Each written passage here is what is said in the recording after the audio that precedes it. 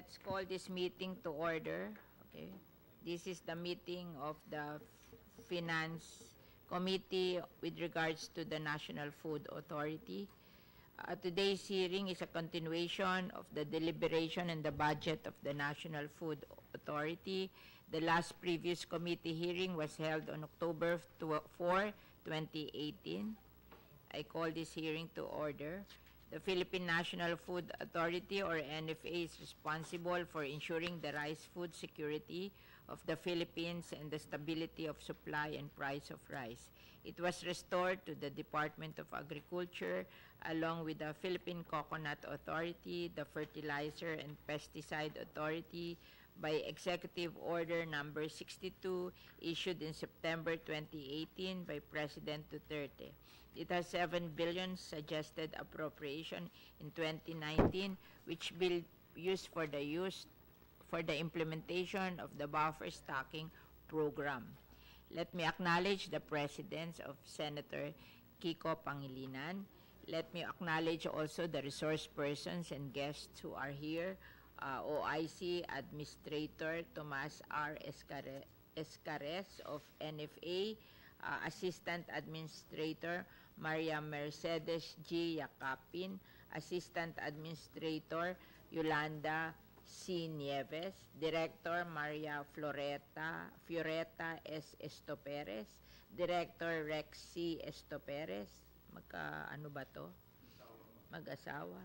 Director Jerry Ambrosio, Acting Director Erlinda Balderas, Mr. Roel Arcoriza, and of course our Undersecretary of the Department of Agriculture, Yusek Sigfrido Serrano. Okay. There being no senator who signify their intention to ask questions, and no other, only Senator Pangilinan, we give our floor to Senator Pangilinan. Maraming salamat. Thank you very much, Madam Chairperson. Thank you for this accommodation. It is much appreciated. We were supposed to have this completed last October 9, but we requested that there be an additional hearing, and graciously our chairperson agreed. Maraming salamat po. We would like to first focus our questions on the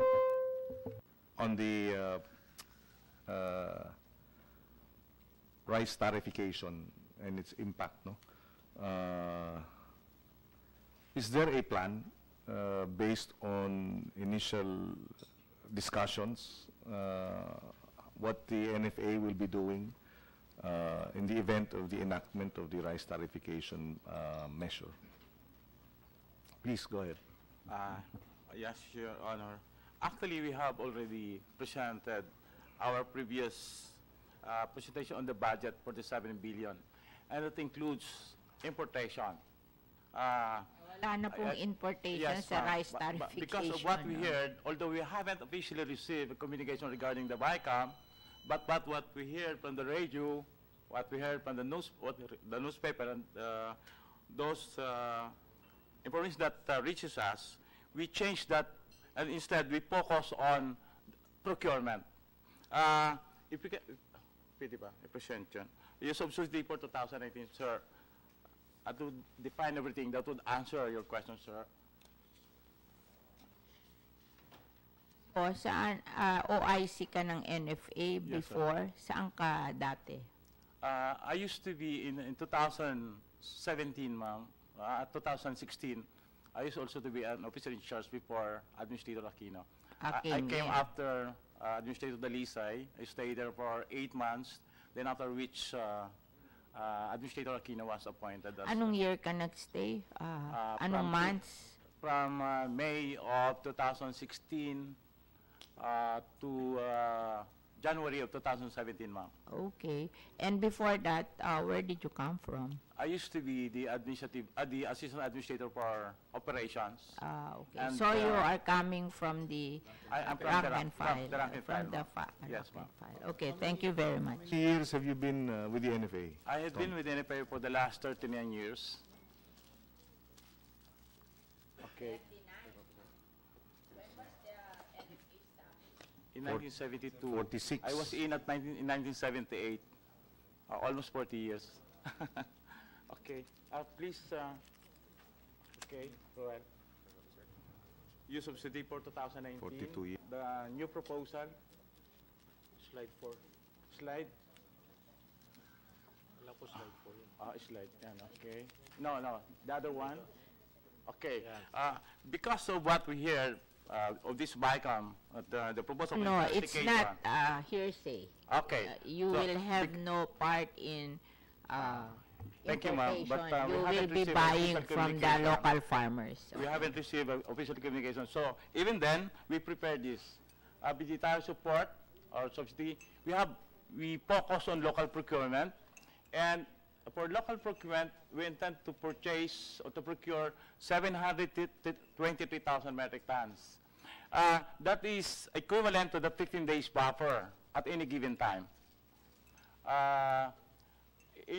Because the price of rice was increased by adding an incentive of 3 pesos. It used to be 17.70, is now 20.70, sir. Last October, last October. The The NFA council Council approved. the incentive of 3 pesos.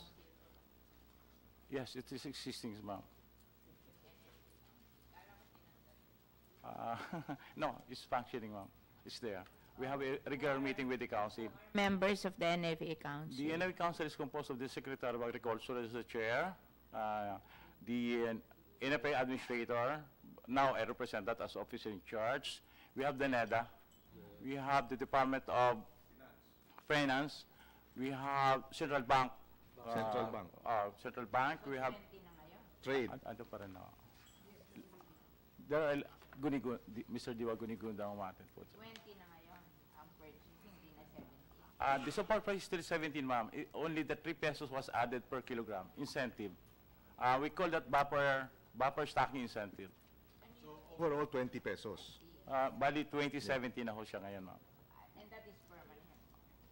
No, that is incentive. An incentive can be taken anytime. But because we would like to assist the farmers and to get the buffer locally, so we add up 3 pesos, but it's not permanent because it's not part of the support price. So kung 20 yan, magkano yung ibebenta na rice? We have, dito, ma'am, kung pakikita mo ngayon lahat, Roel, doon sa cost, comparative cost. Magkano ibebenta na rice? We computed, ma'am, including the processing of the palay at 20, to make it break even, dapat 33 pesos. 33? Break even. But if you add other overhead, it should be sold at 35. At least may... Ibigay mo nga sa akin ng breakdown ng Yes, sir. computation mo ng That, ma'am. 35. Ito, yan. We buy at 2070. The rice recovery form at 65% recovery is at least papatak na po yung 3185. At 20.70 times 65% is 3185. Ito po yung mga miscellaneous sa processing. For tracking fee, 50, 7, handling fee, 28. So ang total ho is 33, break-even cost. But at the present selling price natin is only 25. We cannot sell because wala pang authority to sell.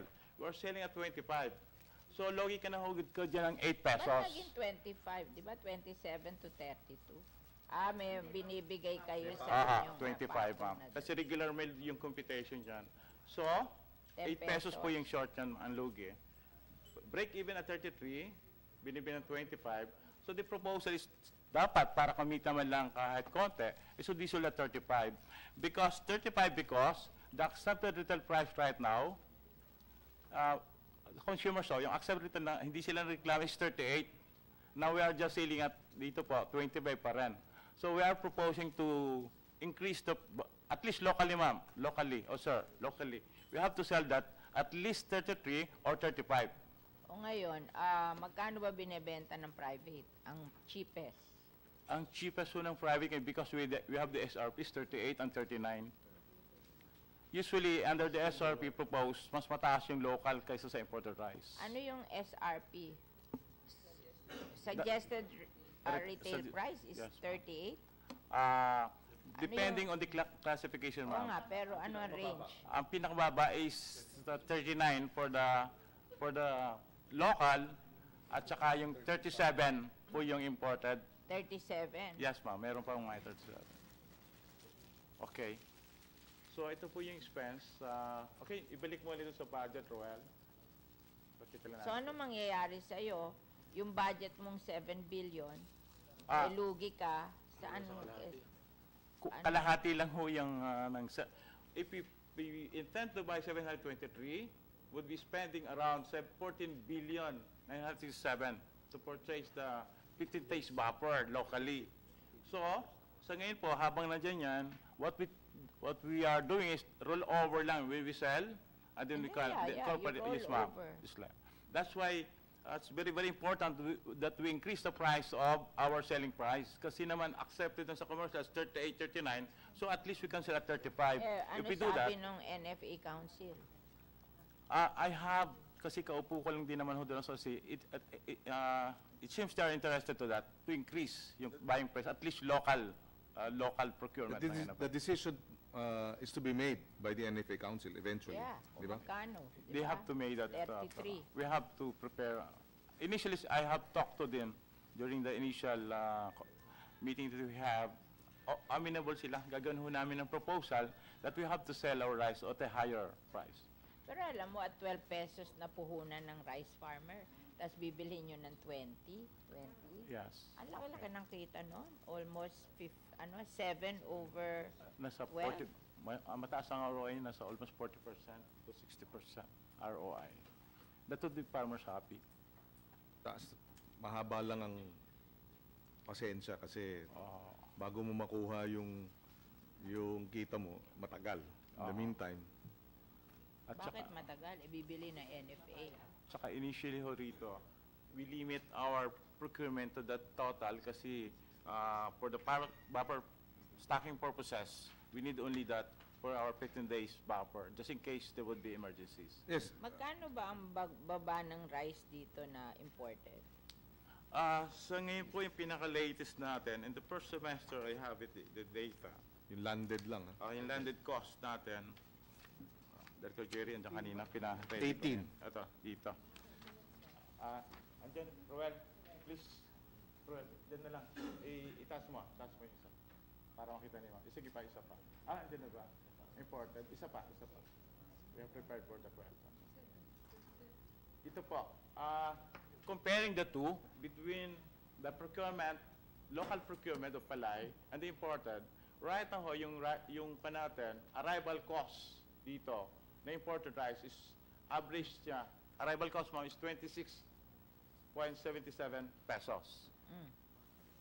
Compared mo with yung rice recovery pampala, if you buy that at 2070, bali 31.85, it becomes 33 because of the add-on costs. Ito yung mga add-on Pero costs. yung 26, mag-add-on cost din yung magbebenta noon eh.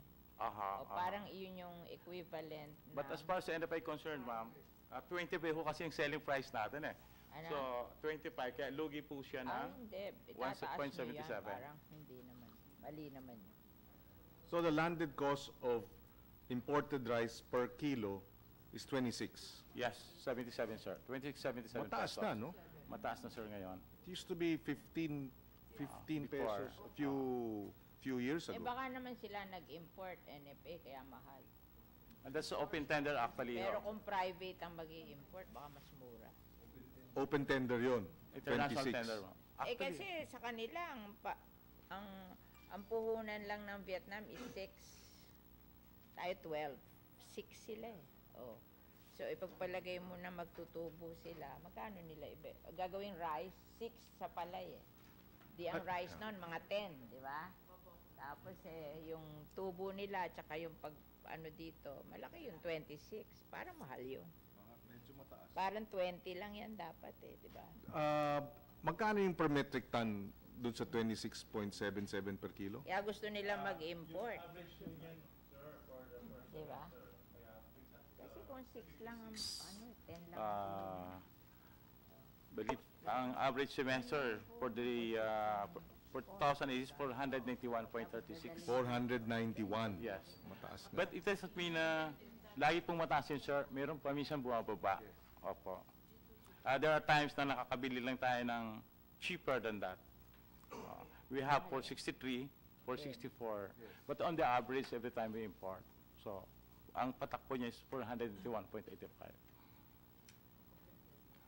Dahil open tender siya. International tender. Pagka nag-G2G ka, Hindi naman sir naglalayo. Hindi naman naglalayo. Because pero mas mababa. ang reference price natin is being based on the ABC of the international tender. Pero nung nabasa ko yung 400 US dollars per metric ton. That's 20,000. That means per kilo is 20. Diba? Nung Yes, ma'am. nababasa ko yan, magkano yung landed cost? 400. Nung last administration, parang 400. Nung panahon natin, di ba, we average it out, bumaba tayo ng $120 per metric ton. Eh. So Yes, how sir. much was that? From 2010 to 2014, and then we took over, ma'am, 2014 up to 2016. The difference in terms of average imported rice of the NFA between 2010 to 2014 and 2014 to 2016 was $120 per metric ton lower when we started the purchases because we rejected bids. Would you have the data? Magkano yung purchases nung panahon na yun na per metric ton? Per metric ton. Para alam ko, 20,000. 400 US dollars. Bumaba siya ho doon sa previous, but it's also the average, yung price range ng 2014, average price is 437. 437. 437. If you compare to the previous, kasi sir, before you sir, sobrang taas ng bigas in the world market. Ang average niya is 632. But when you came, sir, bumagsak din yung presyo. Nag-average ho kayo ng Nakikita ko, it's 437. always in the vicinity of $400. Yung 600 na yun, Extraordinary. ano na yun eh? Kasi nga, hindi nire-reject, you know, ang bottom line is, when the Philippines imports, we actually affect world prices. Okay. We affect, because we are one of the biggest importers eh. Once we announce, sir, that we will be importing, the price increases in the world Precisely. market. That's why yung 600, before my time, ma'am, kasama na rin yung speculation, hindi competitive yung bidding. When we stepped in, we were buying only from Vietnam. Because 440. there was no G2G with Thailand at the time that we came in because for some reason. So, masyadong favored yung Vietnam. Kaya, kung iisa lang ang pinagbibilan mo, tapos, Siyempre. di walang competition, di aangat. So, you're saying, it was 600? Before. Yan na nga eh. Assumption, sir, as Yeah. secretary of the OPAC we have a price range in 2008, for example, is 732. Yes. Huwag na yung 2009. 2008. We talk of 2011. 11. In 2011, sir, is 517. Biro mo? mas Ganun eh. malapit. Kaya nga ang average na Ang bagsak ng presyo during our time, when we, for the first time in the history of NFA, we were rejecting offers eh. It was never done before. Hindi ba? So, Kayo, 40 years 440. na kayo sa, ma'am? NFA, 42 years na kayo. We never rejected any bids before 2014 when we stepped in. Hindi ba? 440. So, magkano ang 440 pag dyan? 437, ma'am. Ano yung 437? Mga 20. Parang 20. 21. Oh, yun. Mahal nito. Yun. And ma- Tapos pabibili nyo na yung bigas natin ng 20. Eh di, palay yon, tapos ang bigas 21. Medyo, Actually, even locally, when we go to the market, the price of local ngayon, rice is yung higher 21 mo than the imported rice. sinasabi, wala pa yun yung tariff. Wala pa, ma'am. Oh, so lalagyan mo ng 1/3 na tariff. Magkano papatak? Okay, Dr. Cherry. It becomes 29.49, ma'am. Di medyo malapit na. Malapit na. Di ba? In other words, ma'am, merong, Madam Chairperson, there is a direct, there is a correlation between the NFA's ability to buy low, obviously, and the impact on the local market. Yes. Lagi tayong bumibili ng mataas. So, ang signal sa local market, mataas ang presyo ng bigas. Pag bumili tayo ng mababa, ang signal sa market, mababa ang magiging epekto ng presyo ng bigas. Kaso, pag bumili kayo ng 17, kaya na yung 13 ng imported. Competitive na. Di ba? Kasi 21 times 29. Kung ang 17 ang bili nyo, kaya na yon. Actually, we are buying 17 who before, but the price of the traders, nung hindi pa napapag-usapan yung importation, yung trader, inaalis na nga natin yun eh. Is Okay higher. lang. Kasi ngayon, hindi na sila bibili ng mahal. Kalaban nila imported, mura. Oh. Kasi noon, yung kalaban na imported, mahal din. Kasi we have to promote free market na. So, yung mga nagtitinda sa mga tindahan, sila na mag-i-import and then bebenta nila ng mura.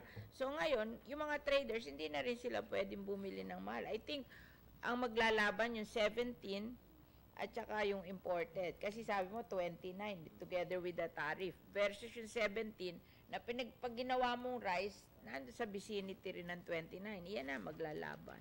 Yan naman ang gusto natin, di ba? Na maglaban yung imported at saka yung local. Really, that's only an incentive, ma'am. And it can be removed anytime. We can go back to 17 if there's a need to go back.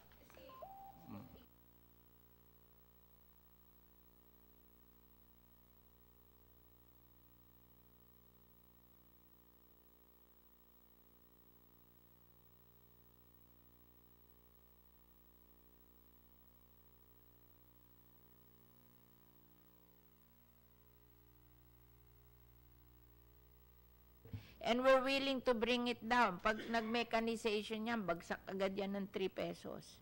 Pag yan naggumamit na magandang seed, baksak. Yan. Kaya natin ng Vietnam together with tariffication. They just have to work harder. We have to work harder. Kasi hindi na tayo pwede nung forever, hindi tayo competitive. Kasi maiiwan tayo eh. And this is a period of liberalization. Hindi napapayag ang WTO na hindi magli-liberalize. Lahat nagli-liberalize. So we have to exact tariff and then we use the tariff to make them competitive. Kasi yung mechanization, ang effect nun 3 pesos. So that means bababa na yung 12 ng 9. Tapos yung mag-i-increase ang production mo na by 50% from 4 metric tons to 6 metric tons by using the right seeds. O that's 50% increase in income agad yun. Malaki yung effect nun. So, kayang-kaya natin ng Vietnam. Basta na-implement lang natin na maganda yung rice tariffication. It will take time, but we will get there. Yes, ma'am, with the permission of the chair, balikan lang natin yung yung 7 billion. You are mandated to keep a buffer stock of 15 days during the non-lean months and 30 days during the lean months. And the 30 days would be from July, August, and September, no? Because harvest season na ng October. So 3 months you have to be 30 days buffer stocking, and then on other months, 15 days, right? So, 15 days, kung you procure locally at 7 billion, is that enough to ensure that you keep your buffer stock of 15 days? And when you need 30 days, where will you get your 30-day stock? And how will you get it? Actually, sir, That's our intention. At least at any given time, we have 15 days and 30 days, but we are limited yung budget to 7 billion. So what we're doing right now is buy, hope that we'll be able to sell immediately to roll it over, and then hope that by June 30, we have enough, at least, we can buy at least 1 million metric tons, because 1 million metric tons is equivalent to at least 30 days buffer. And where will you get that 1 million metric tons if you don't import?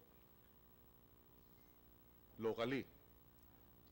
That's question number one. Question number two, will it be available at that time that you need it? Meaning,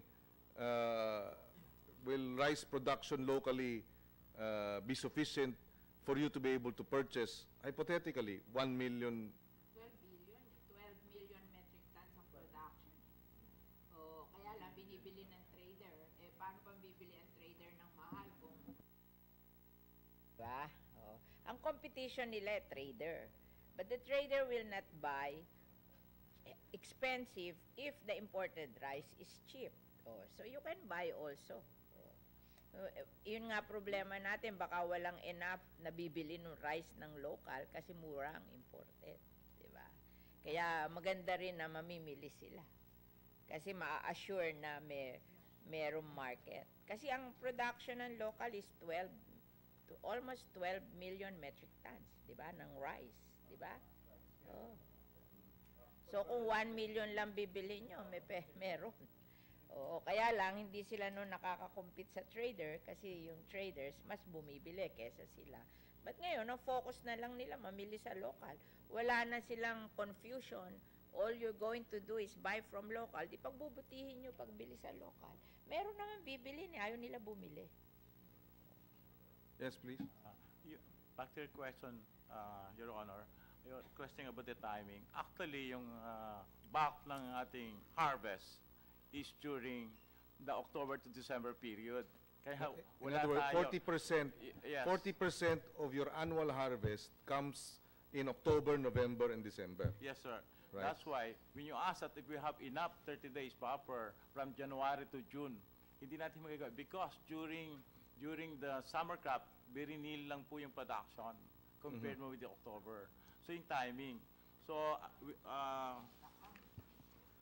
So you have to buy ahead yes, we have to buy ahead. and ensure proper handling so that your stocks are not pilfered, diba? Do not deteriorate or rot, you know. Yes, sir. So you also, I read that the Secretary intends to modernize your storage facilities. Is that By correct? using silo, sir. Because that would also bring down your losses. Ang hirap dun sa policy ninyong natin na first in, first out. Di ba? Kung wala kang silo na moderno, papatong mo yung bigas, one on top of the other, siyempre, yung pinakahuli nandun sa ibabaw, latest arrival nandun sa ibabaw, yung pinaka luma nandun sa ilalim, paano mo kukunin yung sa ilalim? Diba? So doon pa lang, yung buffer stocking mo, inferior na.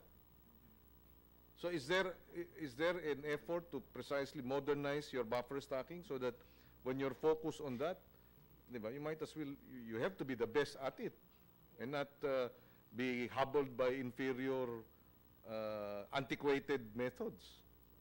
Wala pa tayong silo sa NFA eh. We have some, sir, but it was used for more Before, but because medyo obsolete yung technology ng silo ho na yon, usually the corn cake out because of the temperature that we have.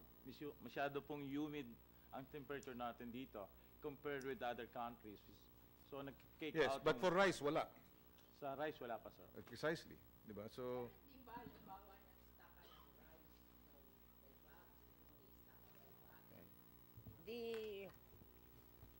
halimbawa, isang portion of bodega, kasi nakita ko yung sa kakao sa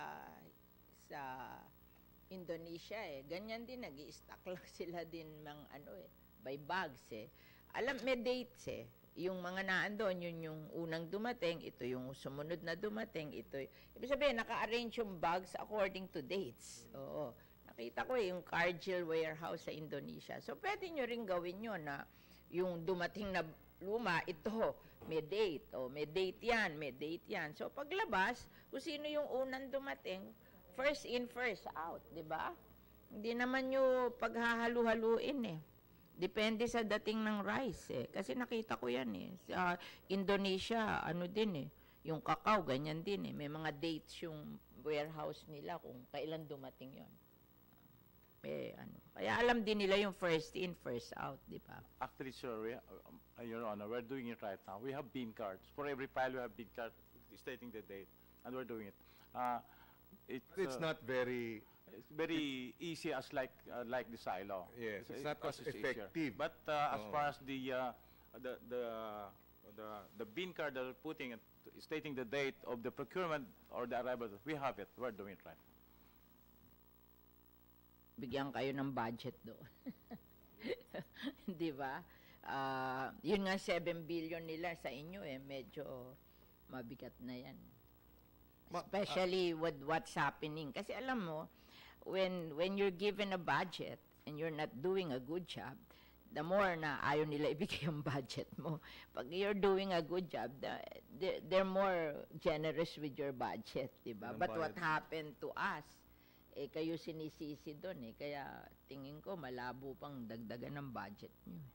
Pinambayad ata ng utang eh. Yung procurement. Okay, so 7 billion yan, ano? In the other... On the other considerations of the tariffication measure, assuming it's signed into law and effective next year, January, it becomes law. What happens to your accreditation? Wala na yun. Wala ka ng rice accreditation sa mga retailers. Lahat yun tinanggal na sa inyo, hindi ba? Under the current setup, you are earning from this eh. Yes, license fees, di ba? Under the current setup, because nga of you're allowed to import and you're able to sell the imported rice, you also earn from that, di ba? Ano ang losses ninyo in terms of revenue after this tariffication? At saan nyo kukunin yung pangtustos dun sa mga...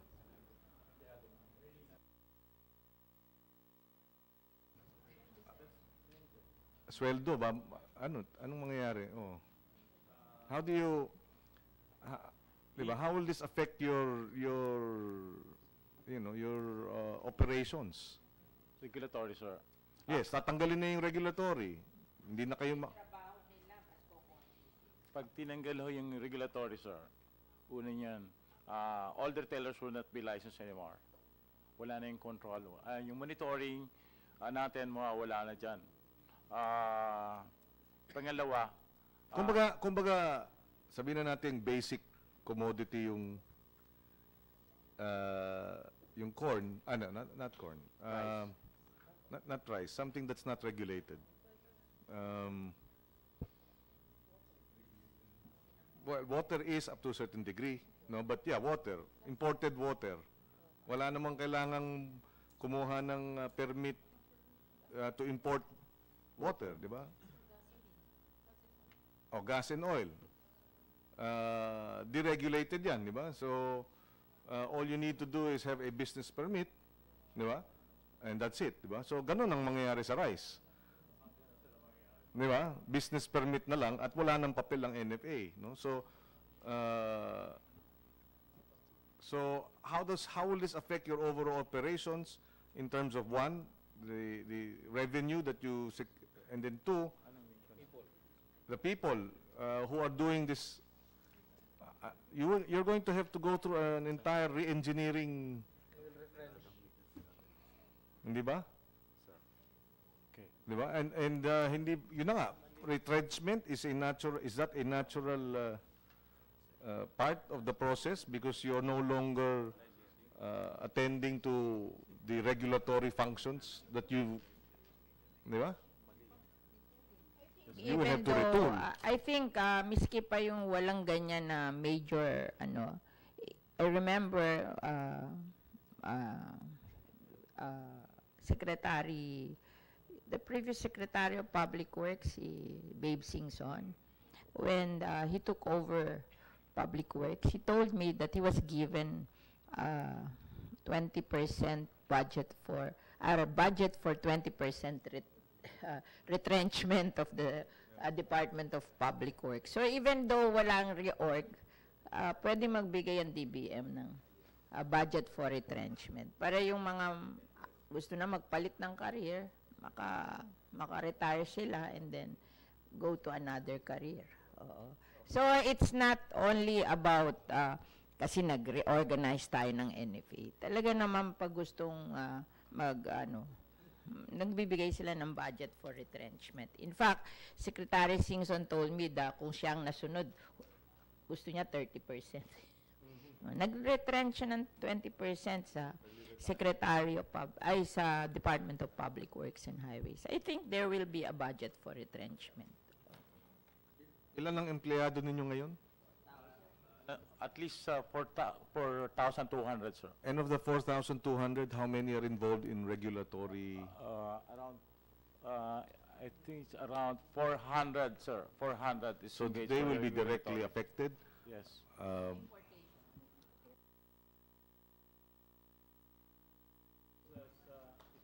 The marketing operations ho, ma'am. Hindi nga, ilan ang involved sa So importation one kung mawawala is importation? One division is composed around mga 18 personnel lang ho yan. Sa, Hindi siguro. ano?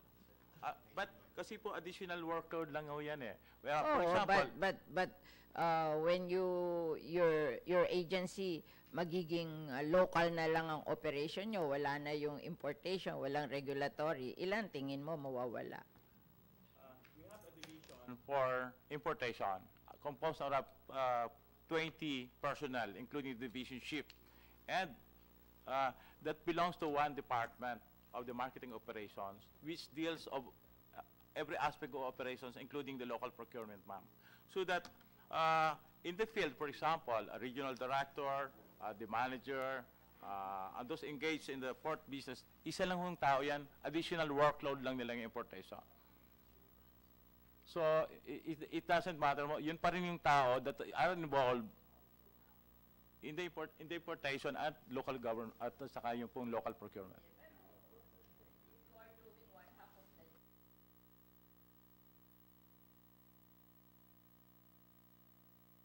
Yan eh, receipt from warehousing. So we are using the same warehouse. So ang mangyayari na Yung mic. right now, because meron ho tayo, because of procurement distribution, yung isang, we have siguro to combine provinces na lang ho rito, to combine provinces, para kasi na-limit nga yung distribution aspect ay nawala eh. Nawala ang distribution aspect except the procurement. So we're looking into it, sir. Actually, we're preparing now a structure regarding that. Okay, again on that issue of retooling and how it will affect your operations and it will affect also your income. Diba? Income for distribution, sir. Again, please. For In what distribution, aspects of your revenues are you to be affected directly by the measure? in the regulatory, sir, yung licensing at saka registration, Okay. bali around 100 million income yan. Yes. For at least ito, sir, nasa 160 million mawawala na, sir. And the sale of imported rice. Mawatanggal the sale yun. is, yun lang, sir. Because kung lang naman eh, we import, we buy that, and then we sell that. Yes. So that will be removed. How much do you earn from your rice importation? Lugi tayo dun, sir. Lugi.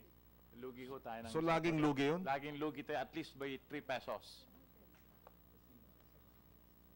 Only during your time, sir, na Oo. mataas yan, that we made a positive income around 1.8 billion pesos.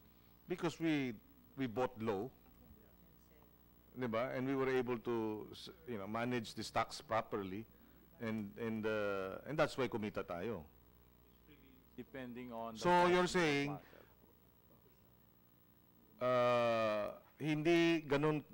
hindi malaki ang kikitain, mawawala pag hindi na tayo nag-import So ano pa ang ating sources of revenue na maapektuhan? Actually, right now, sir, we have The corporate receipts, ito na yung niro-roll over natin, sir. Even if we import, every time we import, sir, and we sell that at a higher price, we lose by at least 3 pesos to 6 pesos. Yeah. So walang So masabi mawawala yung 100 million annually, for the licensing, sir. di ba? Regular O ano pang mawawala sa inyo kung wala na yung regulatory? Yun lang. Wala na, sir. Wala na nakita. Wala, sir. Actually, Proceeds. losses would be lessened. Yung proceeds from sales nga. Kasi lugi naman. Lugi naman, sir. Wala. Akin na, yung imported rice, lugi sila ng 3 pesos, tapos doon sa hindi imported, mas malaki pa lugi nila. Kaya nga, palagi silang lugi. Oo. So, hindi sila marunong magnegosyo kasi palagi silang lugi. Except during 2018, 2014, 2015, tama ba yun? Because we were able to bring down the purchase price of imported rice. So Meron bang years kayo na tumubo kayo sa importation?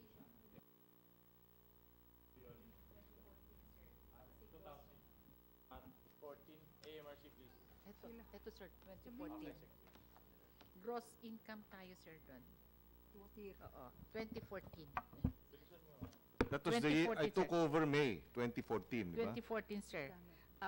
Ang total value sir ng positive tayo nun, 1.875 billion. Gross sales natin,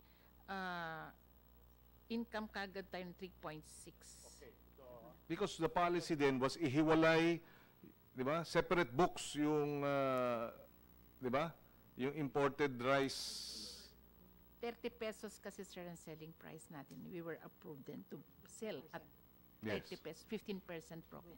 Yes. Oh. Actually, sir, that was 25%, but that was a good quality rice. So instead of selling that at the usual 25, we sell that at 30 pesos.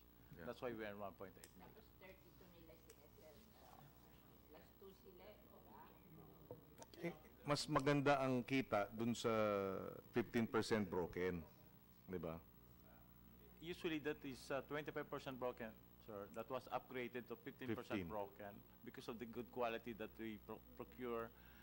So we were able to sell that at 30 peso per kilogram. And we earned 1.8 billion for that.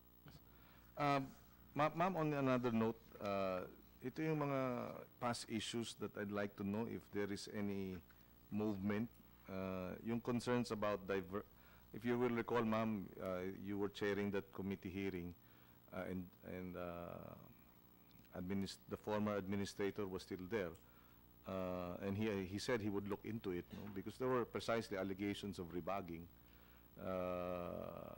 You had the Grecon representative saying this is the first time in the history of NFA na hindi sila nakakatanggap ng NFA rice, and in fact, in the open hearing, admitted and testified and said that they had to talk to the traders who had the NFA rice, and quote unquote hindi nga tinanggal yung sako, at yung retailer ang bumibili dun sa trader, hindi na sa NFA. The former administrator said he would look into it reluctantly. Initially he said these are mere allegations, and I put him to task and said, you know, you're the administrator. If there are allegations, you don't say these are mere allegations. You say you have to look into it, and if somebody has to be fired or disciplined, somebody will be fired or disciplined. Are we just going to sweep this under the rug because he has been removed? What will stop this from happening again? We would like to know if the NFA is precisely why I wanted Secretary Piñol here, because as chairman of the NFA Council, moving forward, are we just going to forget this? I would like to think that precisely the mismanagement of the NFA supply of rice led to the unprecedented spike in rice prices and inflation. The rice prices are always a driver, an engine for allowing other basic commodities to likewise spike up prices. So is there an investigation on this matter? Because there was an accusation or there was an allegation that the reason why the rice prices went up was because of unscrupulous traders. That is only partly correct, because the unscrupulous traders were in cahoots with corrupt NFA officials to be able to do that. So I'd like to know what NFA is doing about this.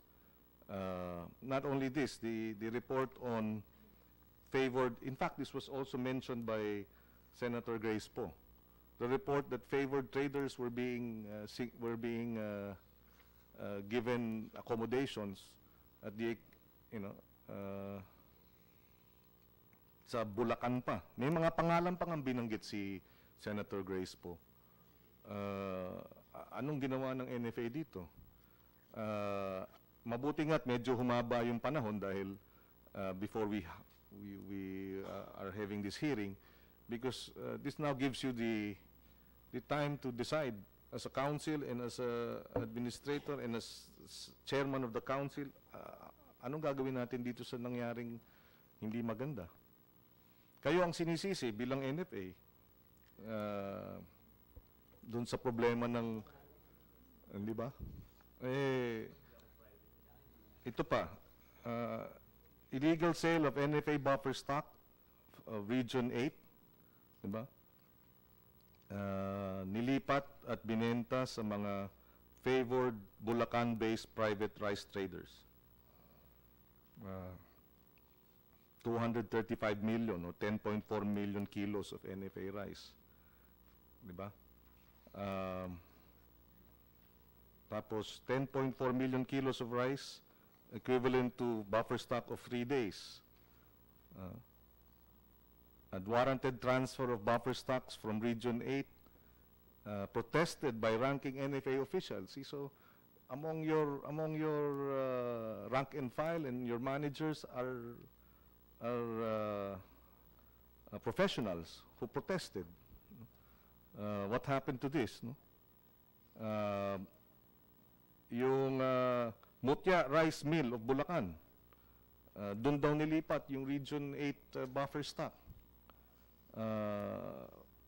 Province, Leyte Province. Buyer issued to Mutya Rice Mill, Mountain View MPC, Mutya Rice Mill, San Miguel, Bulacan. No? So ano nangyari rito? Ito ba parang high number of cooperatives from San Miguel, Bulacan. So isa yung issue ng diversion. Dinivert yung NFA rice, nilipat sa private traders. The other issue is favoring rice importers sa MAB.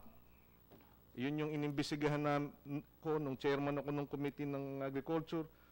Sumunod din ang investigation ni Senator Villar when she was chairman, na inabuso yung importation permits na ang NFA lang ang nakakapagbigay. So yung minimum access volume noong 2017, a number of cooperatives from San Miguel, Bulacan were given quotas or allocations to import rice. Out of 294 entities that applied for the rice importation quota, 39 cooperatives were from San Miguel. Of the 39 cooperatives from San Miguel, 22 are not authorized to engage in rice importation, as indicated in their certificate of cooperation, which is the cooperative certification. Collectively, cooperatives of San Miguel, Bulacan received a total of 181,502 metric tons, or 22% of the total 2017 MAV.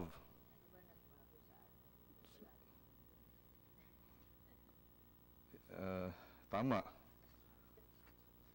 Nagbago ng konti, ma'am, nung panahon ko. At kumita pa ang NFA at napababa natin ng presyo. Pero nabalik doon sa, yun ang nakakalungkot actually. And Tom, you were there when, ma'am, si Tom was our OIC administrator when I was chair, and then when Renan was, Dalisay was the administrator. You saw how we tried to, put things in order, and it worked. And it hurts, it pains me that the NFA that we were trying to di ba? Strengthened, and in fact strengthened, nabalik dito sa dati, no?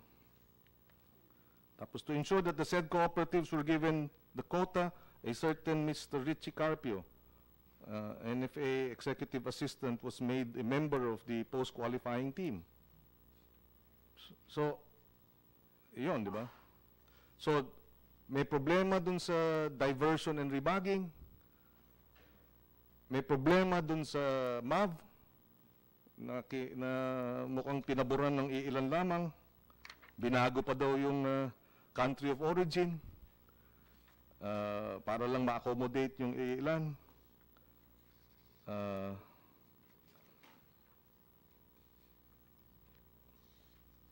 And then, so ang daming concerns na, okay, so wala na si Mr. Aquino, pero gano'n na lang ba? Sino ang mananagot dun sa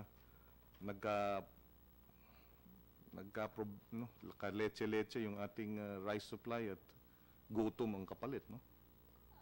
Pag may complaint ba sa inyo na ganyan, who will take care of investigating for the agency para makareport sa ating Congress?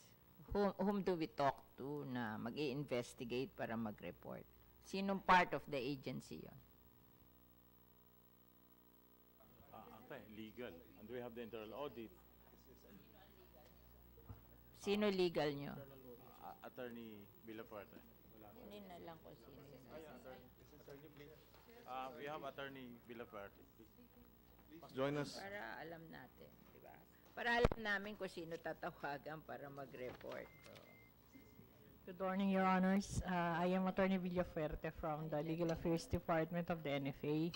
Now, for the conduct of investigation, we have a separate department, which is the Security Services Investigation Department, headed by another director, Attorney Kahukong, for now, sir.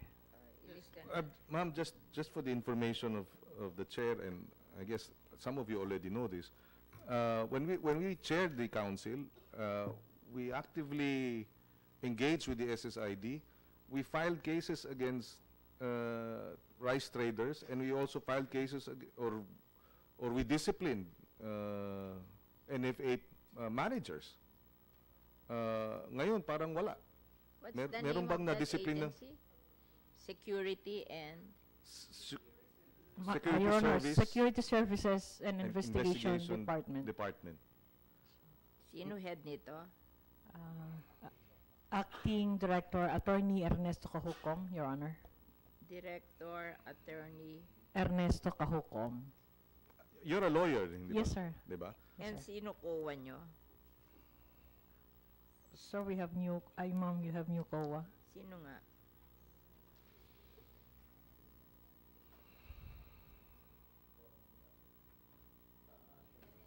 So it's that department and COA Yes. which will investigate. And I think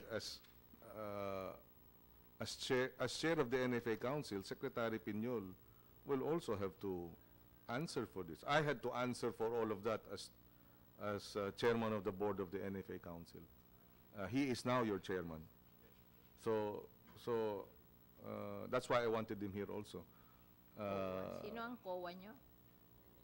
Honor Elena Agustin, Miss Elena Agustin. And the net result of our efforts then was because we showed, rank and file, and we showed the rest of, the bureaucracy that we meant business. Precisely from a 15% rice inflation in 2014, it was down to 0.8% in 2015 of the same month, July to July, and then it went down. Our rice prices actually went down towards the end of 2015 and start of 2016 by around 3 or 4 pesos per kilo, because we sent the signal that rebagging will not be allowed. We sent the signal that we will buy low and reject purchases that are beyond our ABC. What is the term? The ABC. Before ata walang ABC, di ba? Before, laging hindi nasusunod. Okay. So, pero hindi walang rejection ng bid. No, walang failed bidding. No. No, but that was the whole effort at trying to manage correctly our rice price, our rice supply. No? And I'm afraid precisely this is an effort, no? The tariffication measure is an effort precisely to do away with the abuses that a regulator like the NFA can abuse his powers to regulate precisely by choosing selected importers. It did not result to the mandate. Precisely. And hopefully removing that will help address precisely the abuses in the regulatory function of the NFA. But we'd like to see also some accountability to what happened. The whole country suffered, lalo na yung mahihirap. Gutom ang kapalit. Pero anong gagawin natin? Siguro sabihin mo na lang kay Yusek Serrano, sabihin mo kay yun ang concern ni Senator Kiko, yung abuses sa NFA na nangyari, and he has to make a report on that. Yes. Like yung rebagging at saka favored importation. Ano ginawa nitong inyong Security Services and Investigation Department at saka itong COA? Siguro yun ang gusto i-clarify kay Secretary Piñol. Kasi sasabihin ni Secretary Piñol, he was not there. But there should be a report kasi meron naman talagang kayong agency na mag-i-investigate. He has to submit the report to Senator Kiko about these reported bad practices. Opo, ma'am. We'll inform the Secretary, and I'm sure the NFA Council would also task the SSID to do this. Because I understand the NFA Council was in fact looking into it. Yung rebagging. Yun yung news reports that, and in one of the hearings, ma'am, one of the NFA Council members, the NEDA, si Director Zumbilio, was actually raising issues about a 245% increase in NFA rice releases in December of 2016, and yet at the same time there was no NFA rice in the wet markets. Maybe your notes, we can give it to Secretary Serrano para tama yung sagot ni Secretary Piñol, yung kung ano yung questions mo. Yes. Para pagbalik niya dito, make sure na Yes, ma'am. ma-answer yung questions. Hindi pwede sabihin na because wala siya doon, di pag-report din yung mga concerned agencies on their answer to those questions. In fact, ma'am, we will take the transcripts of those hearings when Mr. Aquino was still administrator and the testimonies of the retailers. We should also forward that actually to SSID and so that they can look into it. Kasi ano yun eh, they swore an oath, di ba? So they were under oath when they were testifying. And one of your retailers, for the mayor of Concepcion, Cebu, di ba? Di ba? She testified saying that, yung mayor. yes, this is the first time in her 40 years as a retailer that she could not get NFA rice. First time. That in itself should have already, and that was last March. Even before sumabog itong papunta na tayo dun eh. Ayaw nila makinig. So yun, ma'am, we thank you for your suggestion. We will actually prepare the questions. Yeah. Para yung answer tama. Kasi minsan, hindi alam kung ano sasagutin. Nasasayang yung meeting eh. Oh, and but for the record, is there any investigation ongoing on this matter now? On the matters that I raised? Sir, Because the administrator then said he will look into it. Sabi lang yun. So he looked at it. Your Honor, I guess there is an investigation being conducted by the SSID. But for the legal department, we can assure you that during your time, sir, we have filed cases against this hoarders, rebaggers, and it is with our department, sir. I the think cases these that we have things filed. you have to do regularly because it might not happen in certain period of time but it will go back again. So dapat palagi tayo nagbabantay na it will not happen again. yes. Oo. Kasi alam nyo, parang nakakalungkot din kasi yung mangyayari sa NFA because of this. Kasi syempre yung public opinion is against you. So yung mga legislators, they cannot do anything. So in effect, yung pagkakamali ng iilan, nagsuffer ang buong NFA. Tapos sisisihin nila yung mga legislators, hindi, we're just reacting to what happened. What you are is what you created. So dapat kayo mismo sa NFA, you protect your agency para hindi nagkakaganito. Kasi kayo din ang magsasuffer nito pag nag-worsen ang performance nyo, kayo ang babawasan ng power. Hindi naman namin gusto na bawasan kayo ng power, but based on what's happening, yun ang mangyayari. Kaya ngayon, nagsuffer ang buong NFA for the folly of a few. Hindi nyo dapat inalaw na mangyari yun sa NFA. Kasi lahat kayo apektado. And maybe ma'am, with your permission, the Secretary of Agriculture should please inform him that we will raise these questions in plenary, just for the record, so that he might as well prepare his answers, so that the deliberations we can speed up the deliberations when we're satisfied with the actions taken by the NFA and the Secretary. Yeah, Madam Chair, Your Honors, I'm not sure whether any investigation has come to fruition, but we will advise the Secretary on any progress or any commitment on his part to have this investigated by the appropriate divisions of the National Food Authority. You have to do it now kasi pag dinala kayo sa plenary at Opo. kinwestiyon yan, Yes, we paano will tayo transmit it now. sasagot? Diba? You have to answer the question. Kaya pag-prepare na yan. Kasi nakakahiya naman natatanungin sa atin sa plenary, hindi tayo makasagot kung ano sasagot natin. Yes, ma'am. Yun lang pong yung based on the apparently kung meron mang investigasyon na ginawa dyan, baka hindi pa po tapos yan. Pero ang masasabi ko lang po kay Secretary ay yung commitment niya to do something about this.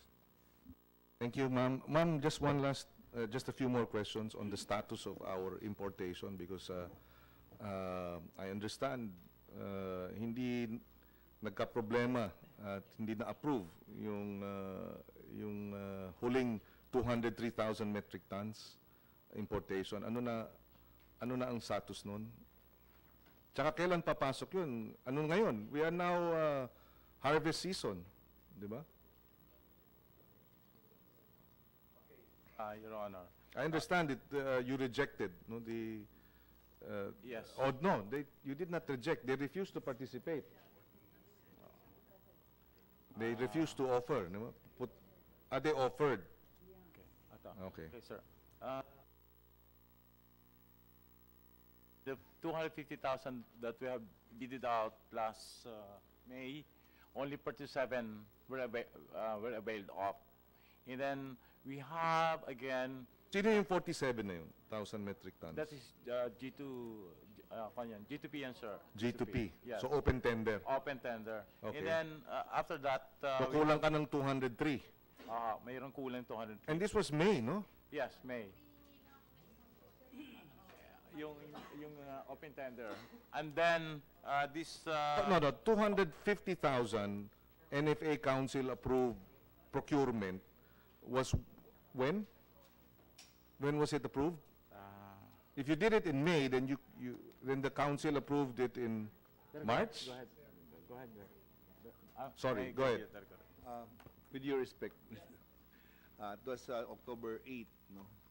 Ginawa natin pong open tender, pero 47 lang po yung pumasa. Then, ginawa natin G2G, masyadong mataas po sa reference rate. We rejected that.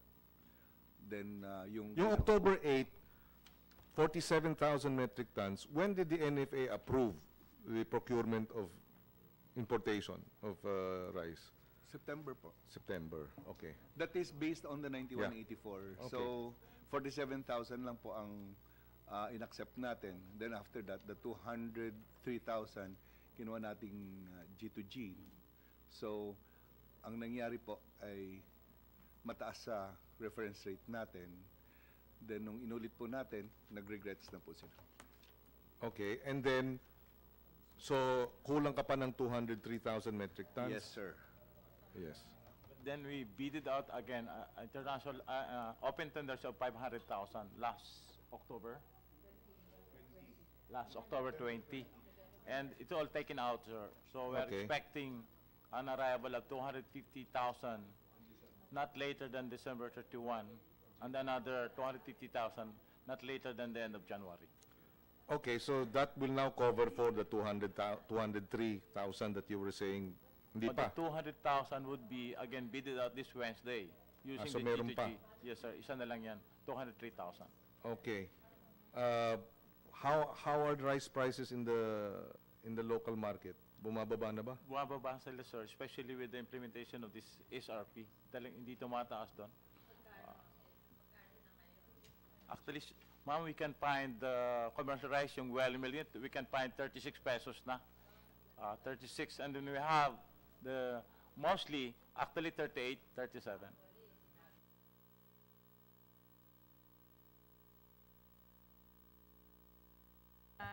Ano presyo, di ba? Ito naman ceiling, ibig sabihin, it's suggested retail price. They can go beyond, pero at least merong makokontrol sa kanila. Kasi,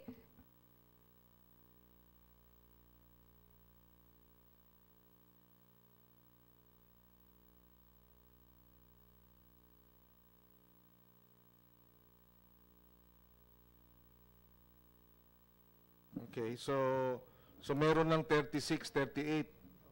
No? naman talaga kung ang kuhanan mo at 12, talagang dapat may 36.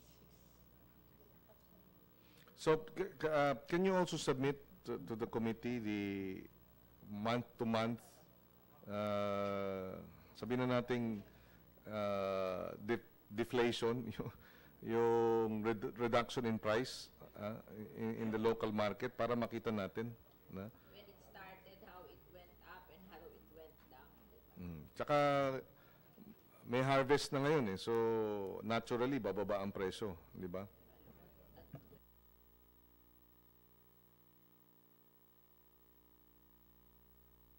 Pero yung SRP kasi ma'am, that is precisely part of government regulation and intervention. And that is provided for in the law na pwede silang magganon. Oh, that is provided for in the law, yung price control. Oh, may basis yun sa law that you can do it. Nagtataka ako, ayaw nila gawin. Okay ma'am, actually subject na lang dun sa pag-submit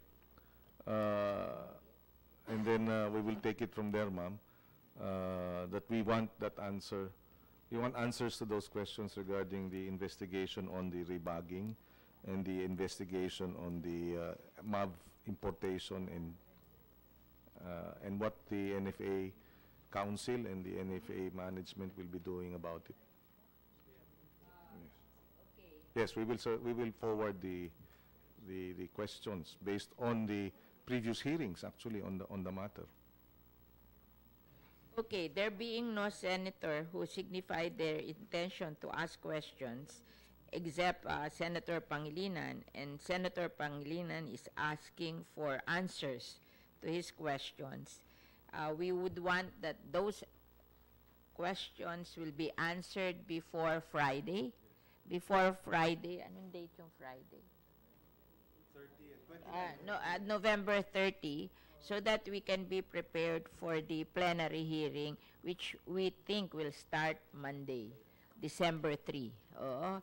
So, can we instruct Yusek Serrano to make sure that our Secretary of Agriculture will answer the questions of Senator Pangilinan before Friday, or we'll meet with Senator Pangilinan before Friday so that we can go on plenary on Monday. Okay? This hearing of the NFI is hereby suspended. Thank you very much. Thank you ma'am, thank you.